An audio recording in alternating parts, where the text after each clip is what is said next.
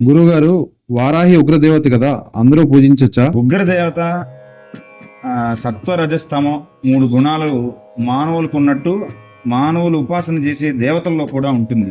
దేవతల్లో ఉంటుందంటే దేవత ఎప్పుడూ నిర్గుణంగానే ఉంటుంది. కానీ మానవుడు ఉపాసన చేసే మంత్ర బీజములే సత్వగుణ ప్రేరేపితమైన బీజములు, రజోగుణ ప్రేరేపిత బీజములు, తమోగుణ ప్రేరేపిత బీజములుగా మనకి దేవి మంత్రములు ఉన్నాయి. వాటిలో వారాహీదేవి, ప్రత్యంగిరాదేవి, దశమహావిద్యలు, కాళీ, శరభశాలువుడు, సుదర్శనము, ఉగ్ర నరసింహస్వామి ఇలాంటి దేవతల బీజమంత్రములన్నీ కూడా చాలా తమో గుణాన్ని ఆ సాధకుల్లోకి ప్రవేశింపజేసే శక్తివంతమైనటువంటి మంత్రములు కనుక ఈ వారాహీదేవిని ఉగ్రదేవత అనేటువంటి పేరుతో మనకి పెద్దలు చెప్తూ ఉన్నారు. అయినప్పటికీ ఆమె గుణాతీతమైనటువంటి దేవతే.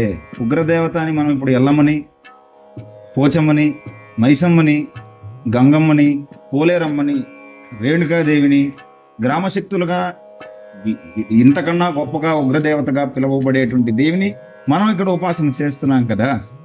ఈమె మాత్రమే ఉగ్రదేవత అనుకుంటే గ్రామ దేవతలందరూ ఉగ్రదేవత స్వరూపంగానే పిలువబడున్నారు, శాస్త్రంలో చెప్పబడి ఉన్నారు.